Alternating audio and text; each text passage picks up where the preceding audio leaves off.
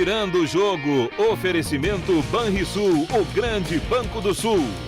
Banco Bom não tira seu sono, faz você sonhar. Com o consignado Banrisul, as taxas são reduzidas, o crédito é imediato e as prestações descontadas diretamente em folha. Tudo para você realizar a viagem dos seus sonhos, renovar a sua casa com parcelas e prazos que cabem no bolso ou trocar de carro sem burocracia. Você tem um sonho? Procure uma agência do Banrisul. A gente acredita que ele pode virar realidade. Muito boa tarde, meus amigos. Começando o Virando o Jogo pela RDC TV. RDC TV para todo o estado. Opa, chega mais, já começamos com uma... É que vai ter matérias, né, dos nossos repórteres, claro. Estava o canal de áudio aberto, já fechamos ali. Agora, então, ficam os canais aqui dos 5 microfones do estúdio. Estamos em 5, né? Estamos em 5, exato. Tu acha que tem alguém que é mais representativo aqui? Tem 8, né? Se for contar todo mundo do estúdio. Não, com microfones eu estou falando. Não, mas Para. Mas ele não utiliza microfone. Se você começa... Não, mas ali não, a comunicação interna deles não é um microfone também. Não, mas aquele lá só fala internamente, aquele microfone deles Mas a ali. gente pode se perder na conta, Rogério, porque a nossa audiência participa sempre Sim. e faz o programa com a Pode gente. ser. Imagina se tem microfone para todo mundo. Hein? Daí Imagina se todo mundo que participasse tivesse microfone. Mas sim que é bom. Aí ia ser uma loucura na mesa de áudio eu lá. Eu perderia lugar aqui na mesa. Eu já fui daí. Bom, vamos lá, vamos começar de novo, né? Com os nossos microfones aqui, depois vem as matérias, as reportagens aí no Virando o Jogo. Como eu dizia, Virando o Jogo começando pela RDC TV, para todo o estado do Rio Grande do Sul, pelo sistema da NET, canais 24 e 524. E também para o mundo inteiro pelas nossas diversas plataformas digitais. Aliás, quero sempre agradecer a todos os amigos que estão aí sintonizados conosco, né, sejam pela NET ou pelas nossas plataformas digitais. Um grande abraço e participem do programa. Nosso site é rdctv.com.br/ao vivo. Você acessa diretamente o player do nosso site, tem a programação real time da RDC TV.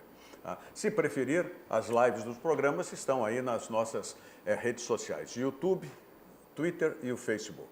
Sendo que no Facebook, basta que você digite tanto para o YouTube, Twitter ou o Facebook, RDC TV Digital. Isso aí. E no Facebook, você sabe, você participa conosco aqui, manda as suas opiniões, que na medida do possível a gente vai falando com vocês. Também pelo Facebook tem a nossa Watch Party, e aí os meus amigos aqui com os quais eu compartilhei, e vocês podem fazer a Watch Party de vocês também, todos vocês que têm perfis aí no Facebook, e convidar os 5.000 amigos que cada um de vocês tem aí nos respectivos perfis. E a gente vai falando aqui, porque vão entrando os recados e a gente vai comunicando também, tá certo? E tem o nosso WhatsApp, claro, 99815-9990, 99815-9990, à disposição de todos vocês. Estamos começando o Virando o Jogo, sempre no patrocínio do Banrisul, o Banrisul, que é o grande banco do Sul. Vários assuntos aí. Ontem eu consegui assistir parte do programa, estava lá na Associação Comercial de Porto Alegre, que ontem recebeu para a entrevista almoço. Não é reunião almoço, não é palestra, é uma entrevista almoço que nós temos periodicamente na Associação Comercial de Porto Alegre, que é presidida pelo Paulo Afonso Pereira, querido amigo Paulo Afonso Pereira, da CPA, Associação Comercial de Porto Alegre, e que nesses encontros nós temos aí a mediação ou o entrevistador, é o nosso colega César Cidade Dias, que é da Rede Bandeirantes de Rádio e TV, é ele que faz a mediação. E ontem o convidado foi o presidente do Grêmio, o presidente Romildo, esteve conosco lá na Associação Comercial de Porto Alegre. E aí eu pude, em alguns momentos, assistir o debate de vocês aqui no programa, que o Diogo Rossi estava comandando Virando o Jogo. E a questão era a arbitragem, né? Para variar, a questão era a arbitragem. Entra ano, sai ano, começa campeonato, termina campeonato e continua se discutindo a arbitragem.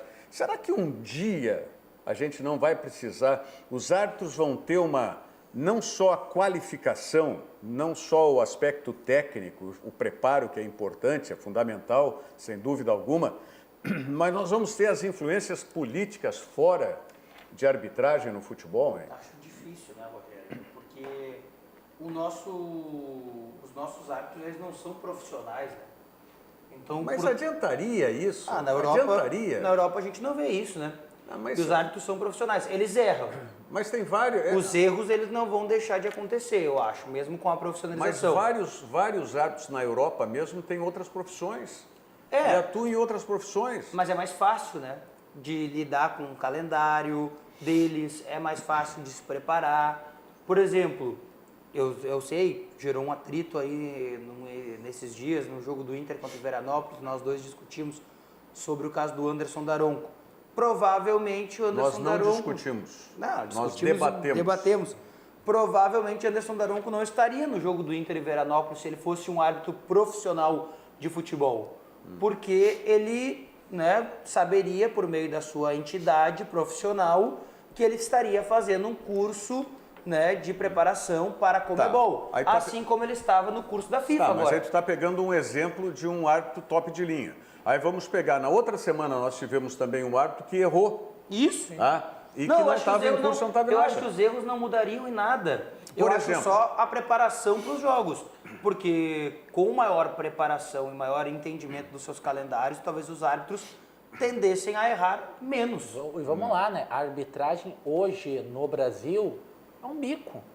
É um bico. É um bico, nada mais do que isso, é um bico. Não tem assinatura de carteira de trabalho, não tem seguro-desemprego, não tem... Se o árbitro de futebol se lesiona, ele não tem como recuperar esse dinheiro no trabalho dele. Não, porque se o árbitro tem que se precaver de tudo, Sim. até de uma lesão, para não ficar desamparado, Lógico. ele também tem que apitar politicamente os jogos. Lógico, mas também entra nessa linha, Rogério, perfeito. A medida é que ninguém quiser assumir essa bronca dos árbitros, seja os clubes, seja as federações, tem que ser a nossa confederação. seja a nossa confederação, nada vai pra frente, Porque, por exemplo, assim, ó, vou ser bem sincero contigo, Rogério. Um profissional contratado, não estou falando de árbitro, estou falando de um profissional. Ele vai fazer um bom trabalho, que vai ser reconhecido pela empresa, e ele tem que fazer aquilo que está pré-estipulado na profissão dele. Mas não se ele tem que arbitrar alguma coisa, né, Diogo? Não, calma. Não dá para ser assim. Se ele não é profissional, ele sabe que a decisão vem de alguém que é superior a ele e que determina, independente de ele ter um contrato ou não. Tá, mas tudo bem, olha aqui, ó.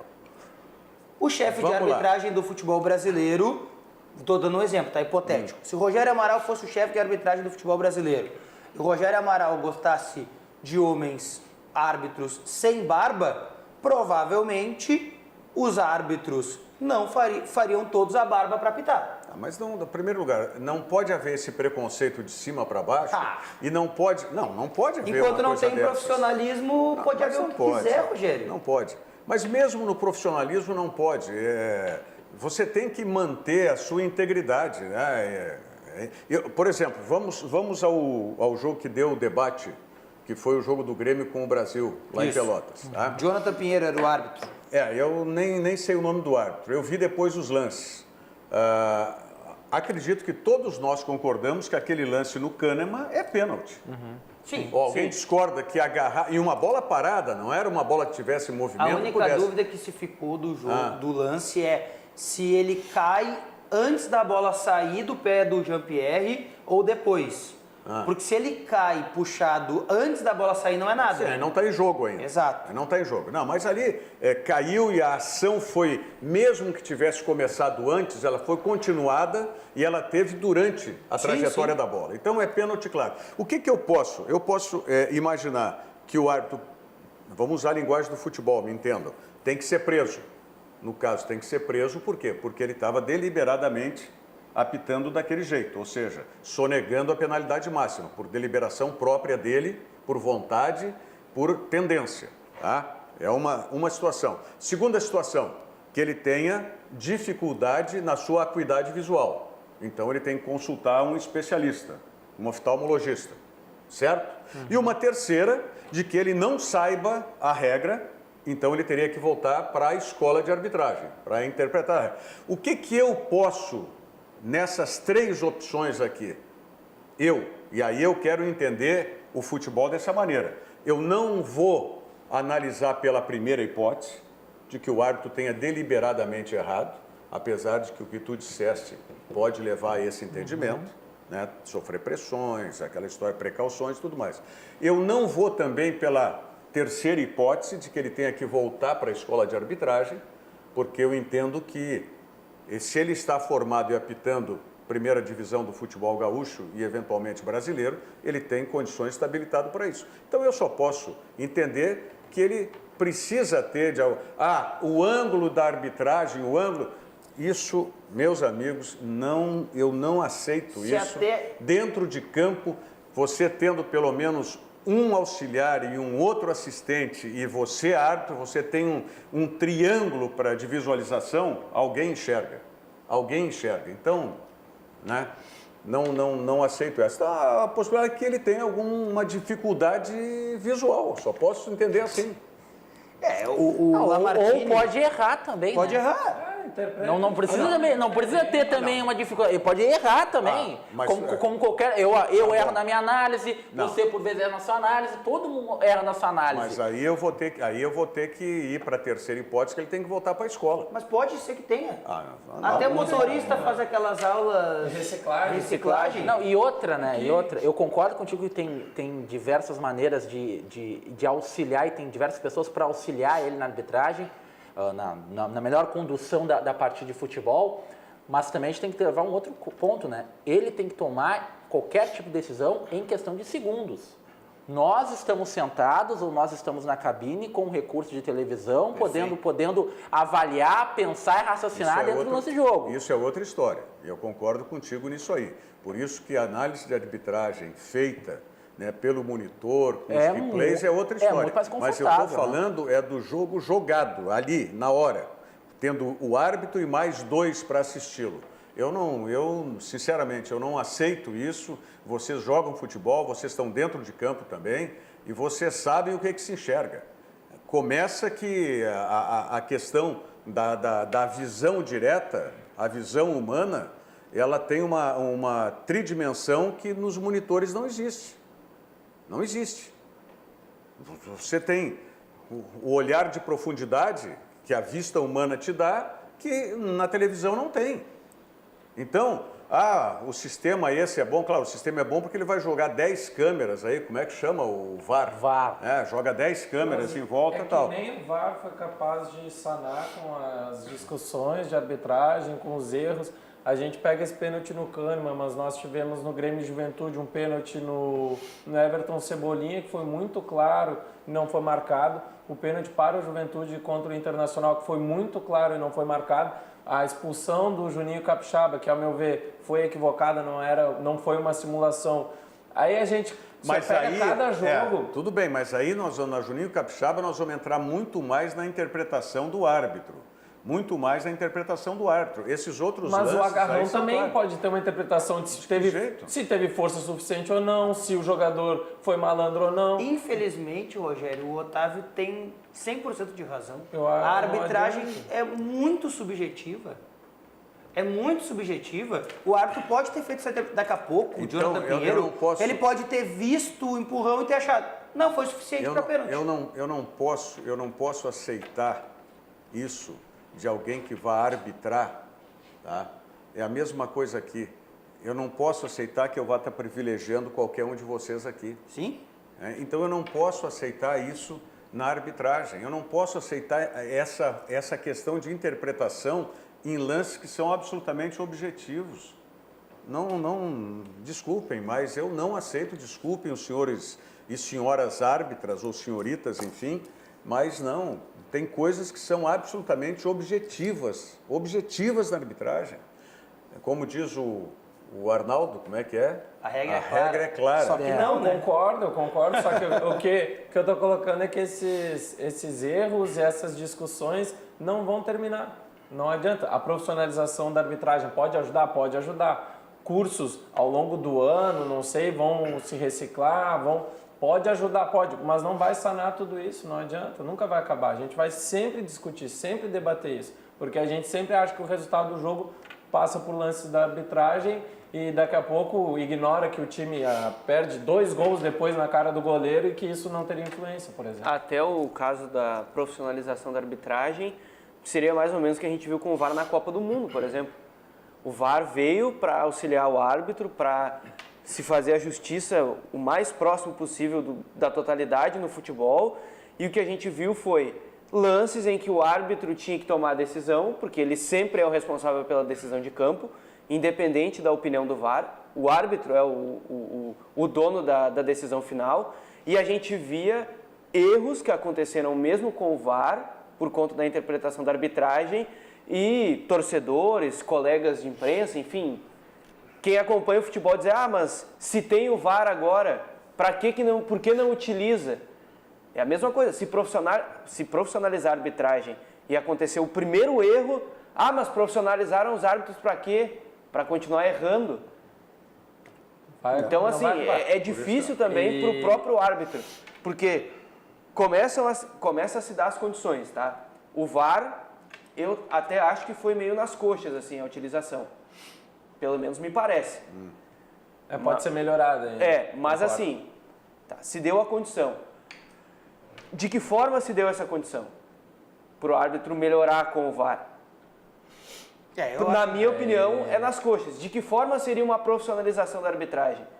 Talvez acontecesse algum lance muito grave, ou uma sequência muito grave, por exemplo, num campeonato brasileiro, uma sequência de lances muito ruins, que condicionassem talvez a CBF a pensar, não, a gente tem que profissionalizar. E aí fazendo as coxas também. Essa análise, ela é feita com regularidade pela comissão de arbitragem aqui? Sobre?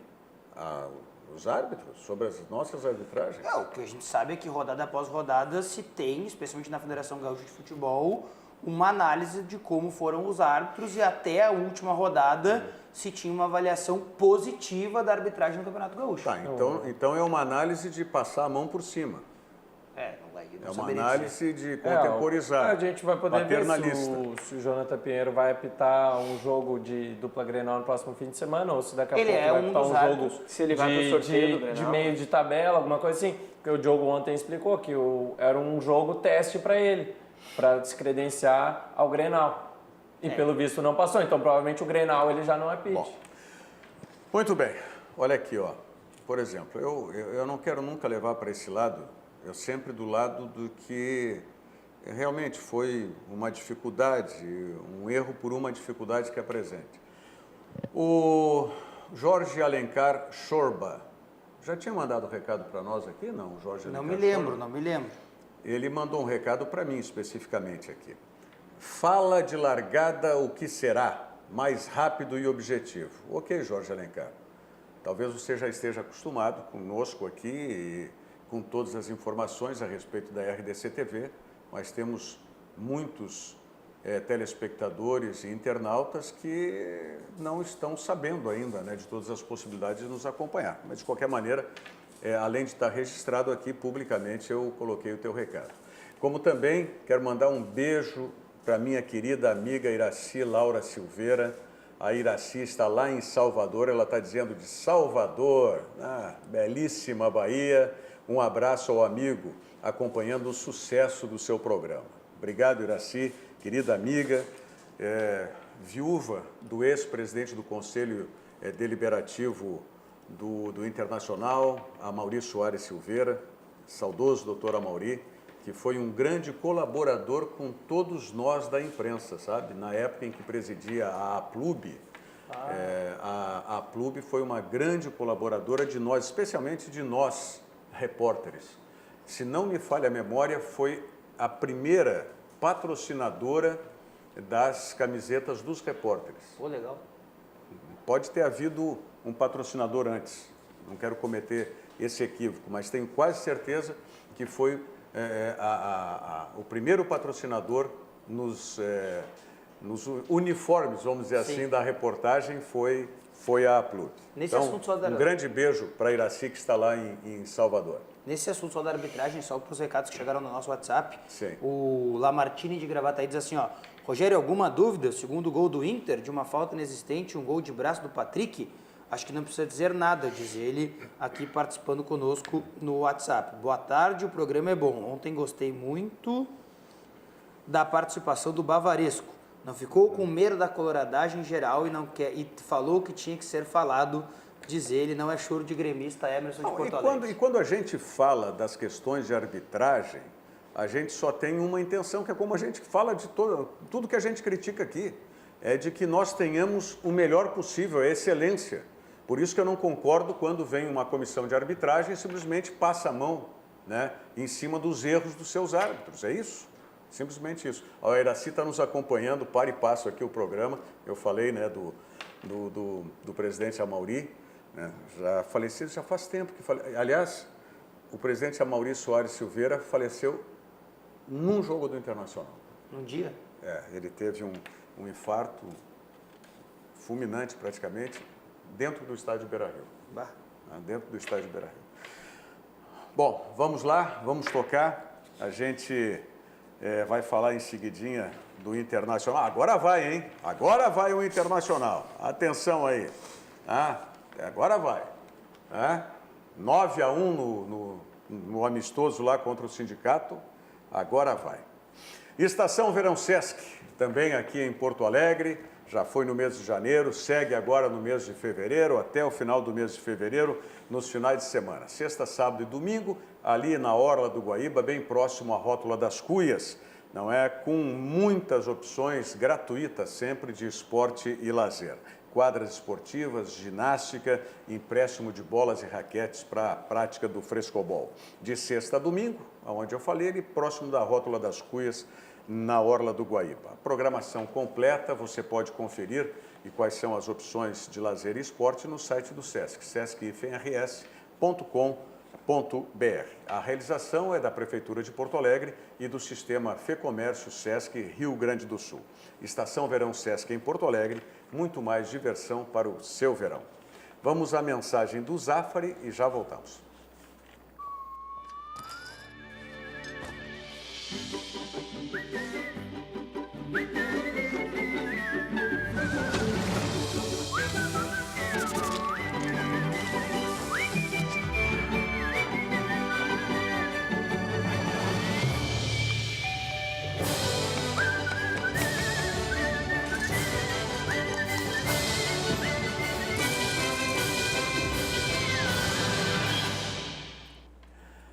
Virando o jogo ao vivo com vocês pela RDC TV, canais 24 e 524 no Sistema NET e também pelas nossas plataformas digitais. O pessoal já está interagindo aqui com o Facebook e também pelo nosso WhatsApp, 998 15 99 90.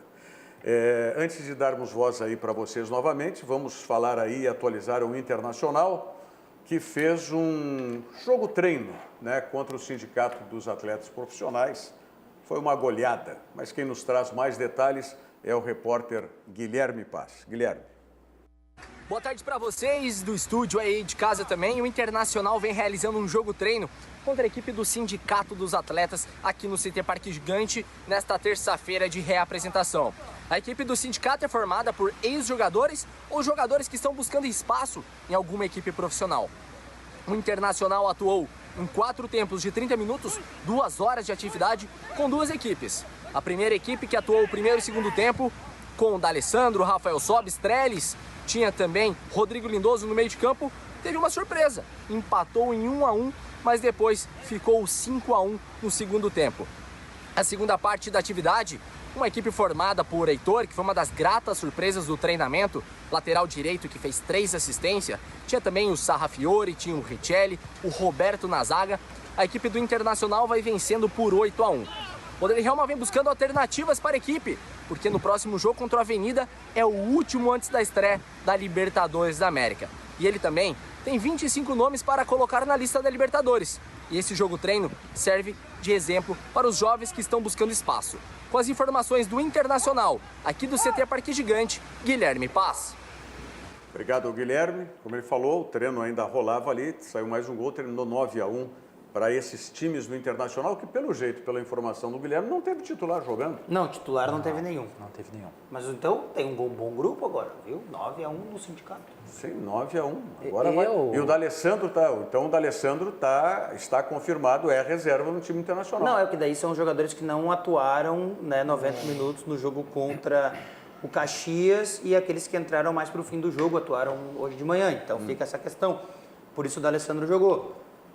O que eu não consigo entender, e assim, ó, com todo respeito, não dá para tomar um gol do sindicato, né? De pênalti. Porque se tu toma um gol do sindicato numa jogada esporádica, sei lá, o cara pega uma bola de longe e bota no ângulo, o goleiro não consegue fazer nada, tudo bem.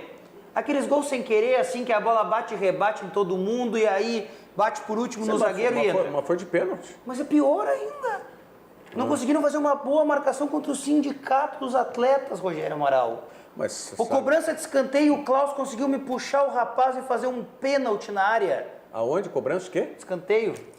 Mas nós acabamos de falar aqui de um lance de escanteio do Grêmio que não foi pênalti marcado. Mas daí... Mas agora A tem... arbitragem do jogo treino marca, ué. É, então vamos levar o árbitro. Vamos levar o árbitro lá. Quem é que apitou esse jogo jogo aí? Não, leva, é o Luiz Fernando Moreira ainda, o presidente Luiz da comissão Fernando de Gomes arbitragem. Moreira, Então, tem que levar quem apitou esse jogo aí lá pro Luiz Fernando e pro árbitro esse do jogo do Grêmio. Fazer um do Brasil. cursinho lá. Ah, rapaz.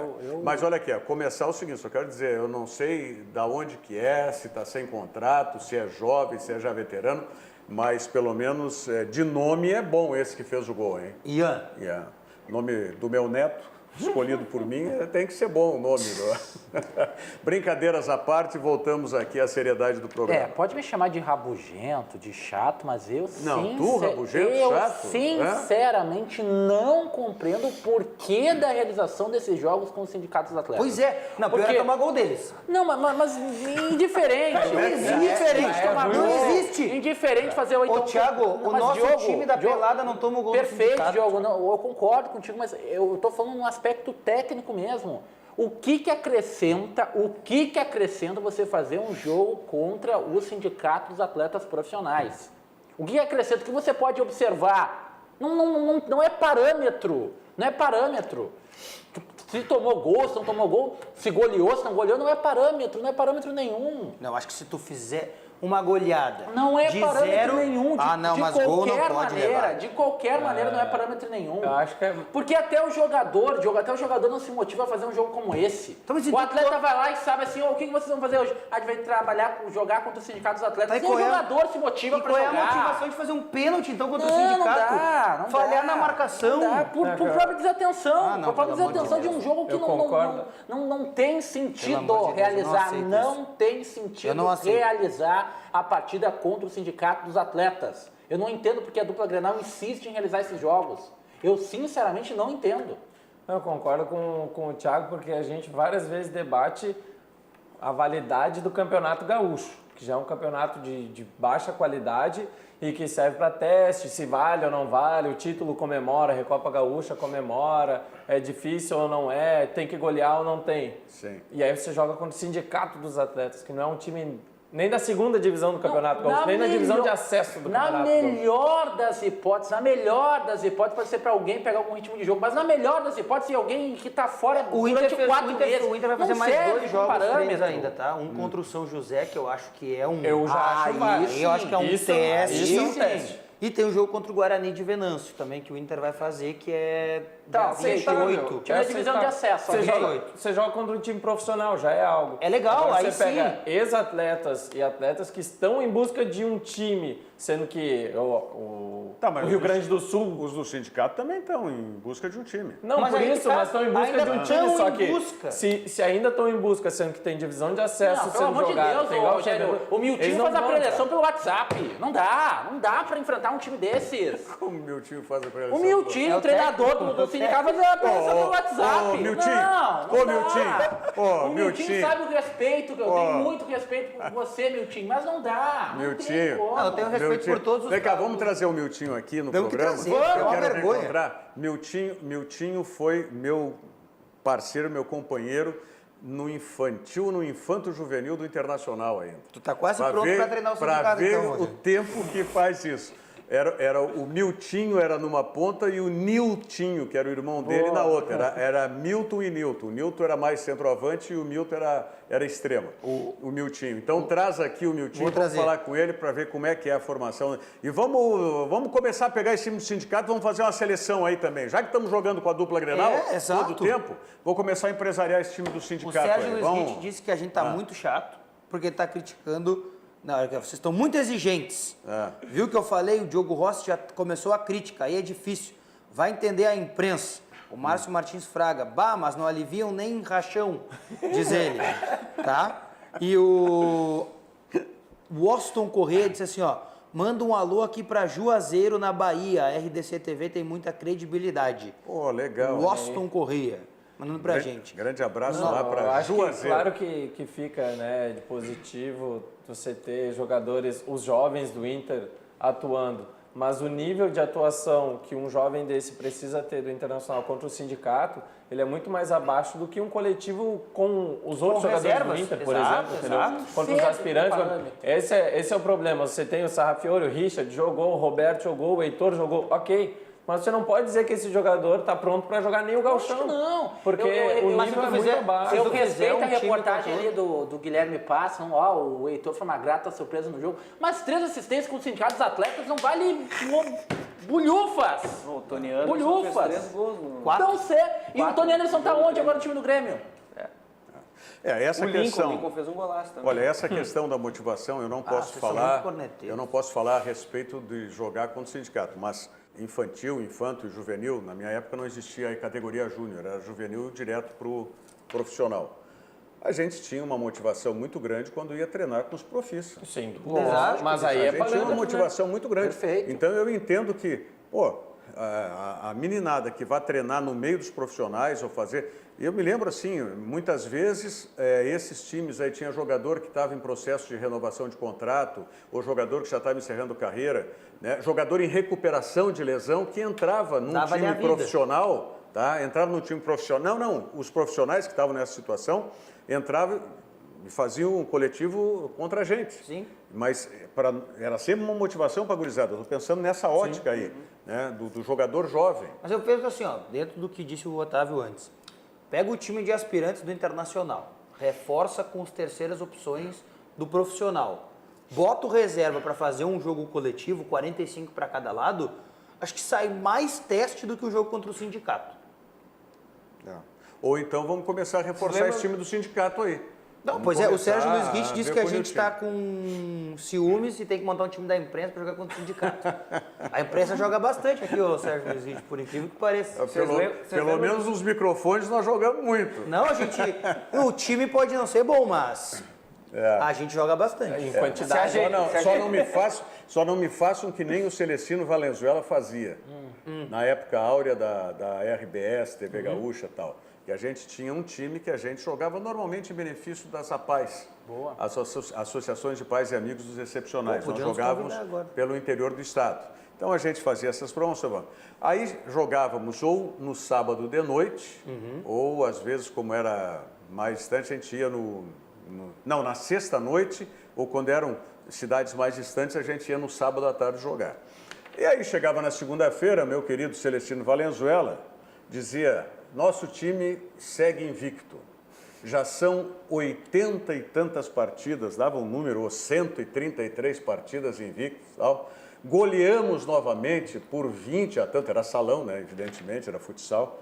Né? E aí, cada vez que a gente ia chegar numa cidade... Os caras mandavam a maior barca possível. Pergunta se o Celestino jogava. Nunca. Não jogava. Né? Aí eu ia para o... Tanto que eu não queria jogar no gol dessas aí, eu queria jogar na linha, não... Porque os caras botavam um cano, né? O último jogo da imprensa, o jogo sério da imprensa, que eu me lembro, foi contra a comissão técnica do Grêmio no início do ano passado. O time da imprensa, futebol 7, o Renato não queria futebol além do 7, né? Porque ele disse que a imprensa não tinha físico para aguentar, ele disse. Sim. Aí, primeiro tempo... Na imprensa ou ele? Não, ele não. Olha, primeiro tempo 2-1 para a imprensa, tá? Um dos nossos gols foi marcado pelo nosso centroavante, Henrique Pereira. E o gol do Grêmio, por óbvio, marcado pelo Renato, numa cobrança de escanteio. Só que aí o jogo estava encrespado pro Grêmio. Aí entra a inteligência de um ex-jogador, né? O Renato estava lá na frente, pescando, né? Pescando, muito bem marcado. Até que ele pensou. Muito bem marcado, não estava jogando nada. Estava sendo anulado o Renato. Quem era o marcador? Matheus Dávila.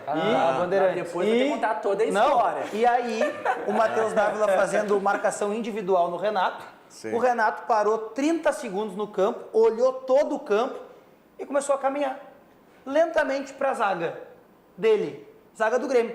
E o Matheus Dávila, falta de inteligência futebolística naquele momento, foi marcar o Renato. Lá na zaga. E aí o Renato abriu um buraco na defesa e começou a lançar 7-2 pro Grêmio. Mas também tem que contar uma outra versão também da história. Qual delas? Que o time, o treinador resolveu rodar o time da imprensa. Sim, Wagner Martins. Wagner Martins, nosso treinador. De 2-1. Não, vamos rodar o time. Vamos rodar o elenco. Vamos rodar o elenco. Mudou o time todo. Mudou o time todo. 7-2 terminou. Isso. Muito bom. Bom, gente, então de Internacional era isso. Tem mais alguma informação pertinente do Internacional? Não, o treinamento... Hoje queria saber, desculpe, Claro. O Guerreiro atuou nesse jogo treino aí ou não? Liberado para resolver problemas particulares. Só que não foi alegado quais, né? Claro, problemas pessoais. Não, que tinha uma expectativa, inclusive, do torcedor. Contra o São José ele deve atuar, né? Porque a ideia do Inter é fazer um jogo treino mesmo, sem uniforme. Quando vai ser esse jogo treino? 1º de abril. 1º de abril. 4 dias antes dele poder voltar a jogar. Sei lá, Não, perdão. 1º de março. Tô louco. 1º de março. É agora no 1º de feriadão março. de carnaval que não tem rodada Isso, 1º de março. Sim. Não tem rodada do Campeonato Gaúcho. Desculpa, os achei times que já vão estávamos arrumando em março. esses- Eu tô esses adiantando o jogos. mês já.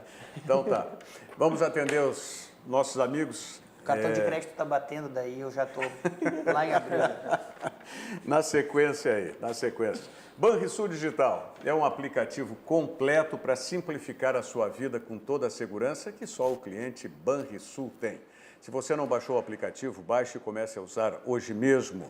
Banrisul Digital, clique e simplifique.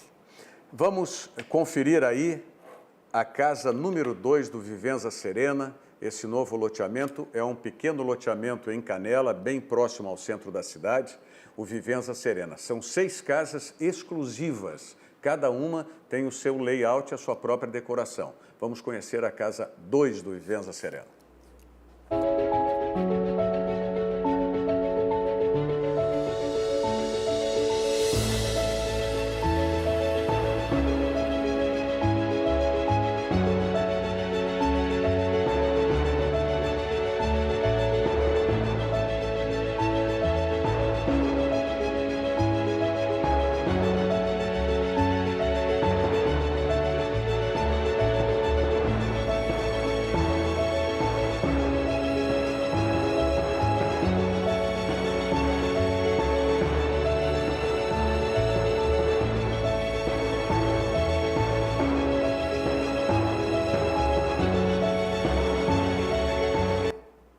Se você tiver a oportunidade, vá conhecer o loteamento Vivenza Serena em Canela, porque eu tenho certeza que uma possibilidade você vai ter para ficar com uma das casas.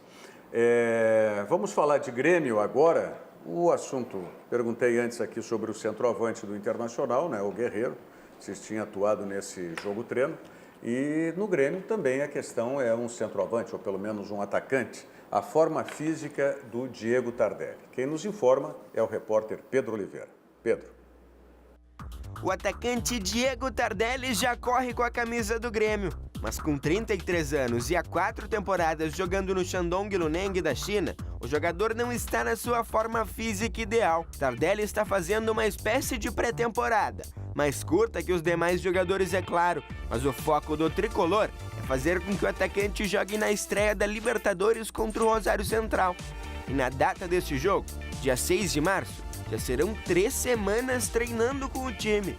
Ele chegou, como você falou, ele está fazendo uma pré-temporada, então nós temos que ter um pouco de cuidado com isso, né? Para lançar na hora certa. E o Renato sabe muito bem fazer isso, com o Rogerinho, o pessoal da preparação física, da fisioterapia. Estão cuidando disso e eu acredito que ele vai entrar no momento certo, que ele tiver que entrar. Desde que chegou no tricolor, Tardelli passou por uma bateria de exames. Ele ainda não fez nenhuma atividade com bola vestindo a camisa do Grêmio, mas isso faz parte da agenda que a comissão técnica montou para o atleta. vai demorar alguns dias ainda, né? Eu estou parado há 2 meses. Meu último jogo foi dia 30 de novembro na China. Nas férias, lógico, a gente dá aquela corridinha, tudo, mas não é aquele treino intensivo como é nos clubes. Algo que facilita a rápida adaptação é o biotipo de Diego Tardelli. Mesmo já tendo passado pelo auge de sua forma física, Tardelli é um jogador magro e o próprio atacante concorda com isso. A gente vai ter uma conversa com o preparador físico, estipular um prazo para mim poder voltar. Lógico, vai um tempinho, 2 semanas, 3 semanas, não sei. E o legal é que o meu porte físico ajuda, né? Magrinho, então é mais fácil de adquirir a forma física. Magrinho, mas pronto, é como o Grêmio espera que Diego Tardelli esteja para jogar contra o Rosário e começar a Libertadores com o pé direito. Contra o Rosário, que dia vai ser esse jogo? 6 de março. 6 de março. Exato. 6 de março nós estamos... 2 semanas e meia em relação ao que ele pediu de tempo. Será que dá? Tudo indica que o primeiro jogo dele será contra o São José, dia 9 de março, na Arena, 7 da noite. Grêmio, São José, primeiro jogo, ao que tudo indica, do Diego Tardelli. Se correr melhor do que o esperado, ficará no banco contra o Rosário, mas é difícil. Acho que na Libertadores é complicado você levar um jogador para compor o elenco lá, para viajar, para se enturmar, porque só 7 podem ficar no banco, né? Então, você não tem muita possibilidade de colocar um jogador só para agregar. Eu não duvido que ele viaje. Assim. Viajar eu não duvido. Mas não vai ser relacionado para a partida. Fica no banco. Eu acho que deve ficar fora do banco. Esse jogo também pela questão de ser um jogo fora de casa. E precisa ganhar, né? Mas o momento do Grêmio permite ter bastante calma, né, na questão do Diego Tardelli, né? O Grêmio não está dizendo, eu preciso utilizar esse reforço que é o Tardelli, porque o Grêmio sobra no Campeonato Gaúcho. O Grêmio tem uma identidade, tem um estilo de jogo. Sim, mas tu não está comparando com o Internacional. Não, estou comparando com o Inter. Lógico, o Inter, qualquer jogador que chega já desembarca, já sai jogando. O Internacional também está nessa aí. O quê? Não precisa ter pressa, tanto que o Sarrafiori nem foi escalado. Não dá para comparar. Rogério, o Paulo Guerreiro, se não tivesse essa questão burocrática, já estaria jogando há uns 300 anos. O Paulo Guerreiro foi apresentado uma semana e meia, na outra semana já queriam botar ele em campo. Só não deu para botar Só não botou porque veio eliminar. Tá, mas olha um pouquinho, eu falei do Sarrafiori.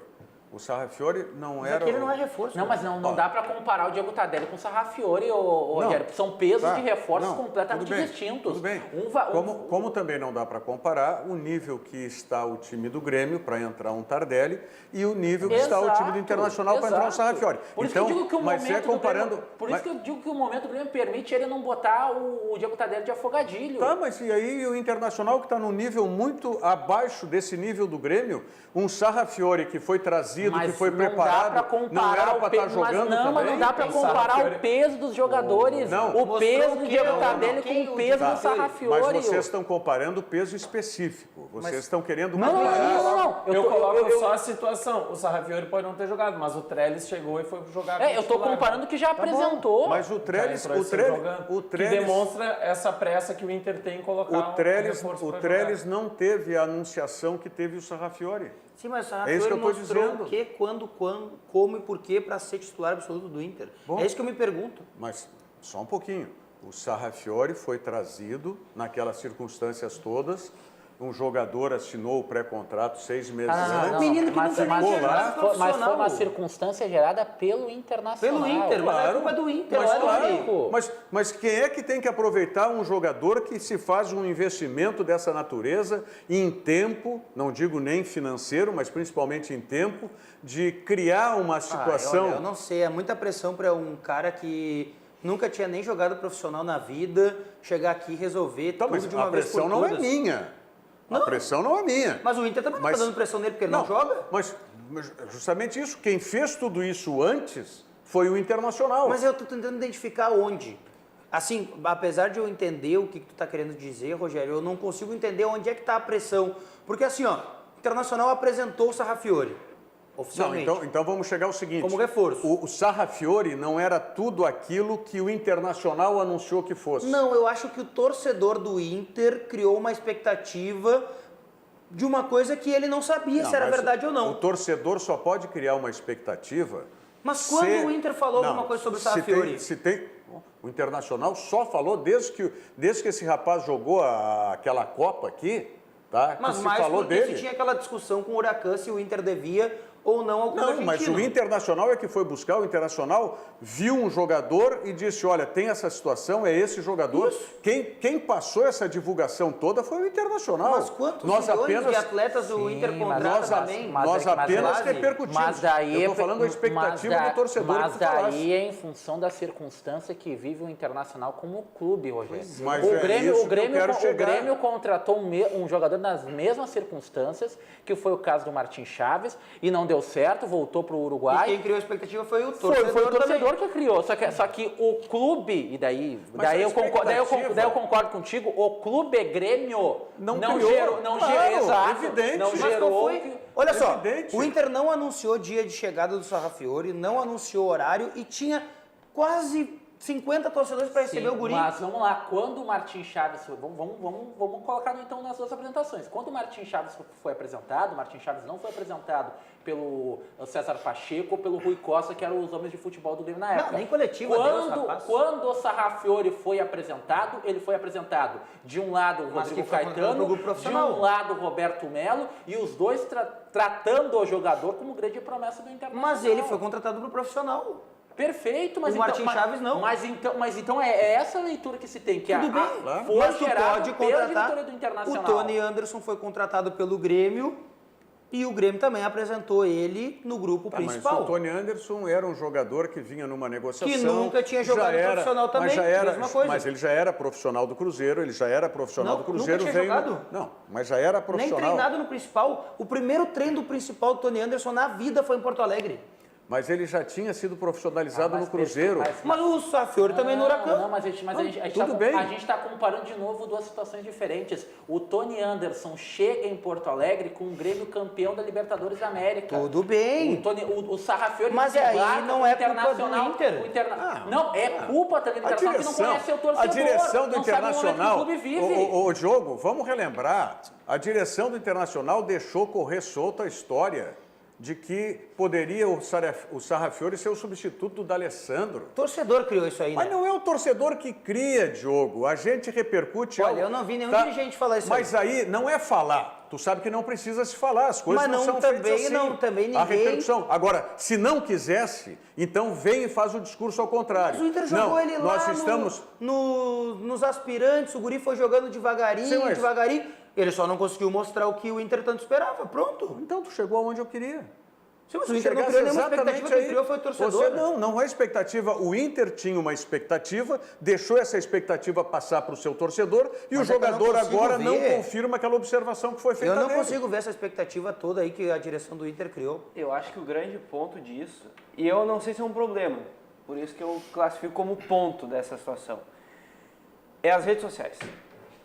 Porque a gente viu, nós, tanto da imprensa quanto o público em geral, viu seus amigos colorados, pessoas que conhecem, que têm lá suas redes sociais, repercutirem quantos vídeos de lances do Sarrafiori que eram criados ou então pelo menos divulgados por páginas de torcedores do Internacional. Ninguém viu o Sarrafiori não jogar. Do clube, não do Inter. Ninguém, a não ser o Inter, viu o Sarrafiori jogar no Campeonato Brasileiro. E aí repercutiram aqueles vídeos, aqueles compactos de lances, porque era um passe do Alessandro. Quem viu ele jogar? O Inter. Só o Inter. É isso que eu estou dizendo. Então todas as expectativas... E o Calvin, nosso comentarista, disse que viu uma vez e não foi nem destaque. Então todas as expectativas foram criadas a partir do próprio Internacional. Mas é que aí que tá, o Inter contratou o cara, e que eu acho correto, o Inter tinha que contratar um destaque da competição, realmente foi um dos destaques do Huracan. Agora, o Inter em nenhum momento disse, estamos contratando uma grande promessa do futebol argentino, que chega aqui para nos ajudar e vai substituir o D'Alessandro no futuro. Não, quem imaginou isso foi o torcedor do Inter. Vou dizer já, e pro torcedor e para todo mundo que sente. Ano passado eu tive a oportunidade de trabalhar em alguns jogos pela Rádio Galera, jogos da base do Inter.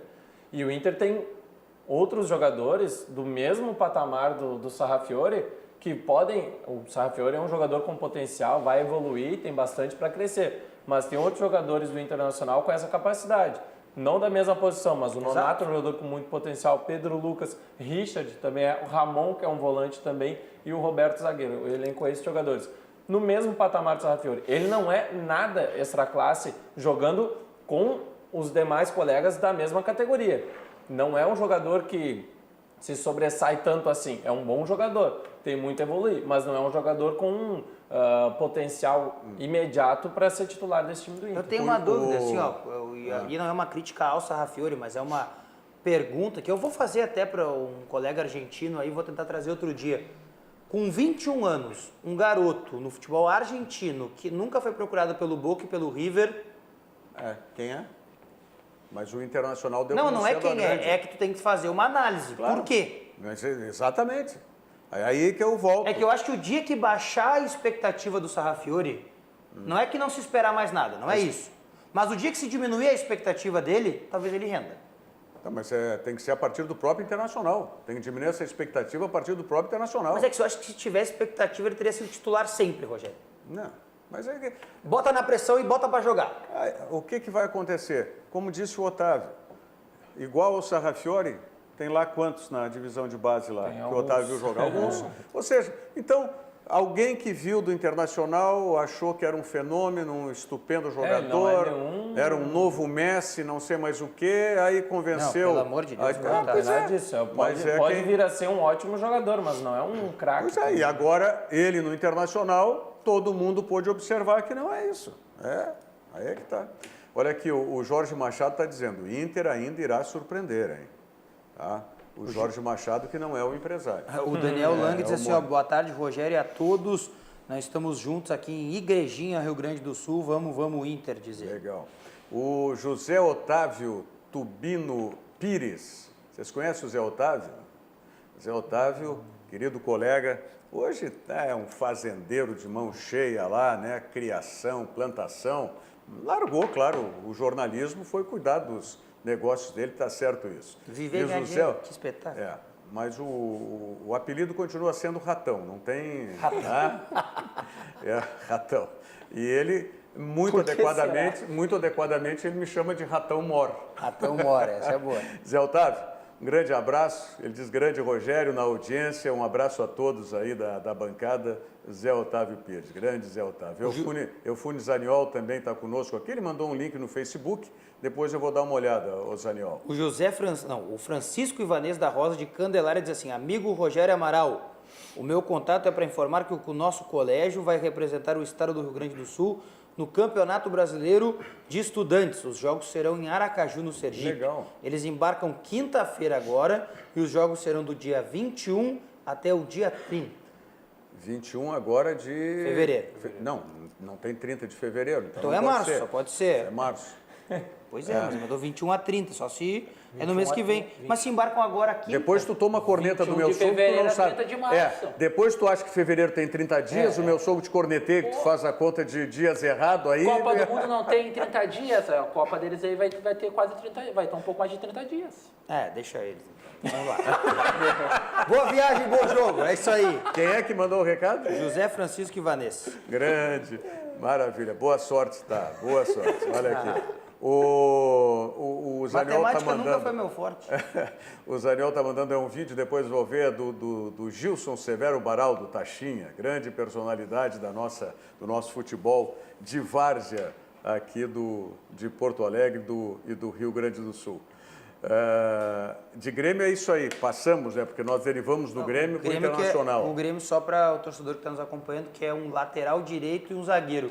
Vai fechar o mercado assim, não vai buscar mais nada no mercado, pelo menos por enquanto. Um lateral... direito e um zagueiro. Na verdade é um zagueiro e um lateral. Primeiro o zagueiro, depois o lateral. Quem é que ele está aposentando aí, então? Não, na zaga o Grêmio quer porque precisa de um quinto nome.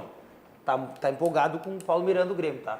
Bem empolgado. Não, tudo bem. Paulo Miranda realmente... Até ouvi uma entrevista dele, ele tem... Em parte ele tem razão. Que ele foi jogado às feras naquela chegada dele aqui. Não fez pré-temporada, não se preparou num time de transição que estava todo errado, que estava sem comando, tanto técnico quanto político também. E ele cresceu muito.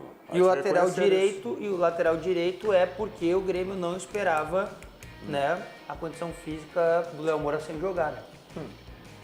O Thiago fica indignado aqui. Depois... Ai, meu Deus do céu, cara, querem me enlouquecer, cara. Terça-feira que vem, Thiago Rocha vai entrar de Querem me férias. enlouquecer, Então ele vai meu se tranquilizar. Deus Ele vai do se céu. tranquilizar. Nossa Senhora. Tá bom. Companheiros, obrigado pela Obrigado. presença de vocês aqui na bancada. Muito obrigado a vocês que nos acompanharam, pela audiência e pela participação. Virando o Jogo volta amanhã. Lembrando que amanhã é um grande jogo de futebol gaúcho aqui, né? O Avenida vai faturar o Coringão lá, dentro de São Paulo, dentro da Itaquera, lá do Itaquerão, seja como for. Tá certo? Voltamos amanhã, 13h. Vocês fiquem agora na companhia da Ali Klein e o Virou Moda. Até amanhã. Obrigado. Virando o Jogo, oferecimento Banrisul, o grande Banco do Sul.